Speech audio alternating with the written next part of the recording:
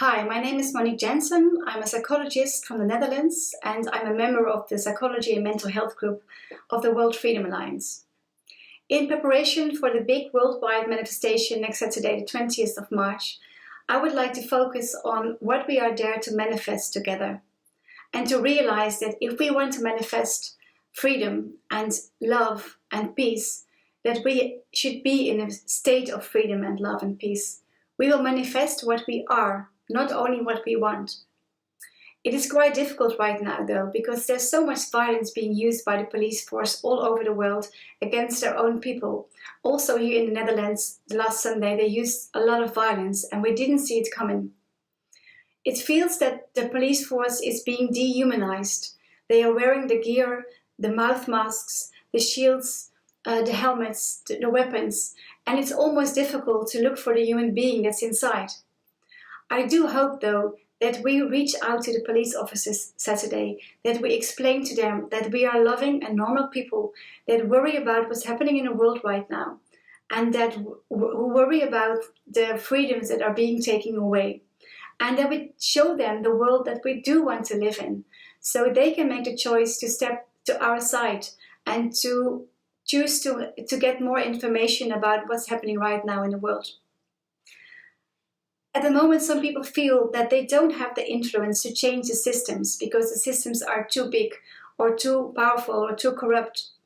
But I would like to say that we are the systems. The systems are hollow. It's us that fill the systems. And we have all the power in the world to change them from the inside out if we want that. Some people stay in a state of learned helplessness. But I would like to ask people to stand up and to unite, because people are extremely resilient and powerful and courageous, especially when we band together.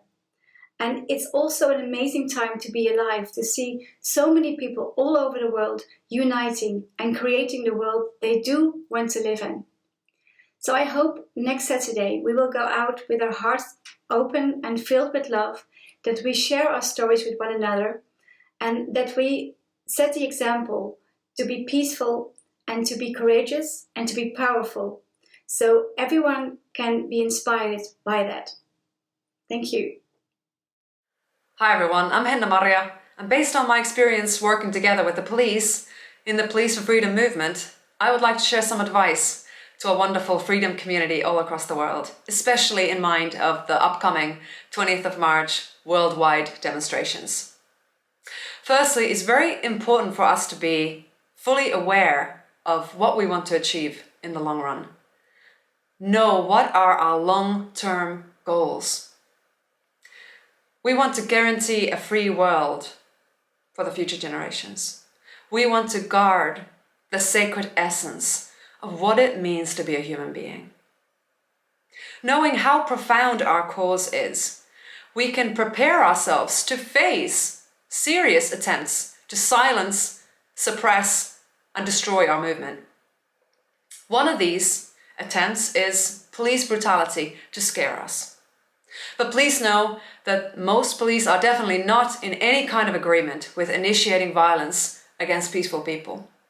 So if we know that this is a strategy, a war strategy, let's not take the bait and begin to hate or fear the police. It's very important also to understand that there is, in my personal opinion, and based on what I'm seeing, a covert agenda to defund the police. They are trying to get the masses to demand that the police would be defunded. This, however, is a very short-sighted, knee-jerk reaction, which would only cause a further implementation of a totalitarian state. It would not serve us in any way. Because if our local police gets defunded, it opens the door for foreign armed forces to be brought into our societies. For example, some special UN pandemic forces. Also, because of the transhumanist agenda is rising, there is no guarantee that these recent examples of police brutality would not be used to justify the implementation of an AI robotic police force. And we can't let that happen, because that would be the absolute end of any kind of police liaison or peaceful negotiations and humane interactions with the police. So even if you have had traumatic experiences with the police, please bear in mind that they are not our enemy and that our fight is not against them. So there is no point in hating or fearing them. Lastly, it's very important to know how to alleviate and de-escalate any potential violent encounter with the police. Here are 3 steps to non-violent activist response to police interference. Firstly, if you see police approaching you in a hostile way, stay together in a large group. Do not run away. Separating yourself from the group can expose you to singled out police attacks. Any unpredicted panic-fueled movement from our part can also lead to fearful and unpredicted response and triggers from the police. So the more calm and predictable our response is, the less it triggers the police, who have been unfortunately largely indoctrinated to see us as criminals. Secondly, demonstrate your absolute commitment to non-violence. Sit down immediately together with your hands in prayer or linking your arms together to be in control of our collective response. Thirdly, sing, pray, or chant a peaceful message together. Do not shout things like "shame on you," because it can only escalate the situation further. We must do everything in our power to disarm the police by displaying our human heart. Hello, my name is Mick Stott. I served for 30 years in the British Army. I'm also a personal safety public order trainer and very, very interested in what has been going off with some of the police interactions with the general public. I personally believe that it's the politicians at the moment that are driving some of the decisions that some of the police commanders are making. And those decisions turn into diktats. When you give a police person a diktat, it simply means that person, that police person, becomes an agent. And I can certainly say that that's not the essence of a police person. A constable is trained to be autonomous, and the idea is that when they're alone in a situation or with a team of other police, they monitor individually what they believe is lawful or unlawful. It's worth remembering also that the legislations that they are implementing, legislation requires consent. And of course, that's different to law. And so policing is always done by consent, which also means that a police person, when they approach you, they have a code of conduct to follow. They can't just come and arrest you for no apparent reason if you're not doing anything that is, 1, harming anyone else, or 2, damaging property. They have to use a system called the 4 E's, which means that they come and they explain themselves to you, they engage with you before they do anything else. And even within that, there's also another model called a conflict resolution model, which means that they actively have to de-escalate any situations. So when you see a police person aggressing, as I have done in a number of the protests that I've been to, then that's just not right. And of course, they have to follow this protocol, because when things become chaotic, as they often do in protests, when things are chaotic, this is the reason that you're trained to follow a strategy that serves both you and respects the public that you're supposed to serve. If you are ever in a situation where you find yourself being arrested by a police person, you need to ask questions. You need to ask why you're being arrested. What law are you breaking? You need to video this so it can form a body of evidence. Because remember, they also have standards. You need to also get the officer to prove who they say they are. Ask to see their warrant card. Now, it's very difficult to do this sometimes because you believe that the police are an authority. And they're only an authority if they are using the strategies that they're trained to use, because that's what gives them the authority, your consent and agreement to them policing. Without that, they just become order followers. And from my perspective, order followers are the most dangerous people in history. I'm going to say to any police people out there, please remember why you took the oath, and ask yourself, when you go to these rallies, when you go to the protests, is anyone actually telling you that this is a collective of people that are intelligent? There are scientists in those groups. There are lawyers in those groups. There are there are mental health professionals, there are health professionals. There's any number of different types of people in there. There's a whole cross-section of the public. And we know that when you're pre-framed, when someone starts to say that you're meeting a bunch of people that basically just believe that this is a big hoax, that is going to have an impact on you, because quite often you're then going to believe what you're told. But if you don't ask the question why, if you don't look for evidence yourself, if you as police people never connect with the people that you're talking to, you have no reason to believe anything else. And I'm going to say, if you stand under your oath, you're there to protect and serve the people that you took the oath to protect and serve. And so you have to stay true to your oath. If you see any other police officers not doing what they should be doing in terms of policing and acting autonomously, it's also your duty to stop them from doing anything that is unlawful. And to stop people from exercising their basic human freedoms, their basic human rights, is unlawful in itself. And certainly to not follow the 4Es and not observe the conflict resolution model, you are also breaking the law. And I can assure you that at some point you'll be held accountable. But I also want you to recognise this. We also feel that we are part of your community and you are part of our community. Because for me, community only happens when we have unity. There is unity in community. I cannot imagine a world without police. It would be mayhem. But equally, we want police that remember their oath and that serve and protect the people that they took the oath to do that with. So this is a message to the police. We are your friends. We're a part of the same community. Let's maintain that. I am sure that at some point that gets a little bit strange or challenged in some of these scenarios. But equally, it's about communication and it's about having dialogue with each other that will help prevent all of this stuff that really is just getting in the way and destroying those relationships. It's politicians who create division.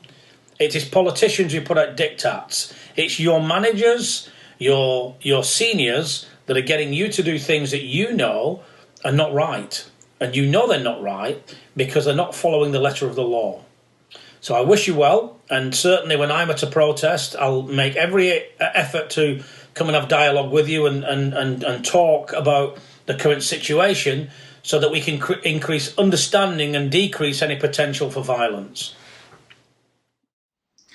Hi, my name is Christian. I'm from Germany. I'm an economist, an entrepreneur. Last year in Berlin, we have organized more than 15 rallies for the defense of fundamental rights. This year in Sweden, we were grateful to take part in the Tusenmannamarschen, a big rally in Stockholm on 6 March. During these rallies, we have learned a lot, and at every new event, we learn a little bit more about how democracy works. Each rally is first and foremost a moment of collective experience, an act of strengthening collective self-confidence, a moment of gathering, exchange, communication and self-healing, and thus corresponds to deeply social need. Secondly, a rally is an attempt to pass a collective message, an invitation to the audience, to the rest of the world, to enter into dialogue. This dialogue should take place before, during and after the rally. I would like to draw your attention to this last aspect, the communication after and about a rally. Our rally may have been a success because many people were there, the atmosphere was great, we got to know a bunch of wonderful people, the speeches, the music were rousing, and everything went as planned. But after this great event comes the media reporting. What they make of it is crucial. How many times have you been part of a rally? You had a great time, and the mainstream media telling a completely different story. So, after the conquest of the street, there is still another important stage to be achieved. We need to counter the narratives of the people that are in power right now with our own narratives. We need to contrast the reframing of mainstream media with our own messages. Each of us can contribute here. A lot of us are already doing this, but we can still improve. Here are my 5 points. 1. Let's take better pictures. Let's film and record authentic voices. Let's take notes from real people. Let's upload it to our own web pages, our own blogs and channels. Let's share it on social media, Facebook, Twitter, Telegram, Instagram. Not to forget alternative media, alternative platforms like Telegram, Odyssey, Ignorance. 2. Let's always put time and place, not to forget a meaningful title and hashtags like hashtag #Tussen-Mannermarschen, hashtag protest, hashtag freedom, hashtag truth. Stockholm, 6 March 2021. Many people are already doing this, but we can do better. Not only in order to prevent and witness incidents, but also in order to tell the full story. 3. Join forces. Start a group on Telegram or elsewhere. Come together in a documentation team. Build small photo, film, audio, editorial teams. Let's coordinate. Let's share resources, exchange skills, have fun by working together. 4. Share your media in a common pool. Put it into a readable form. Build a story. It could be a series of interviews or eyewitness reports or a photo gallery.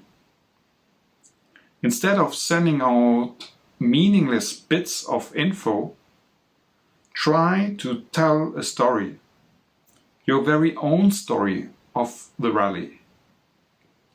Boil it down, filter it to your own strong messages, insights and lessons learned,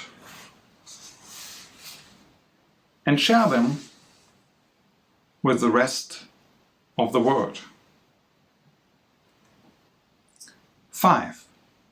Now go back to the channels and comment sections of mainstream media and counter, wherever necessary, their narrative with your story.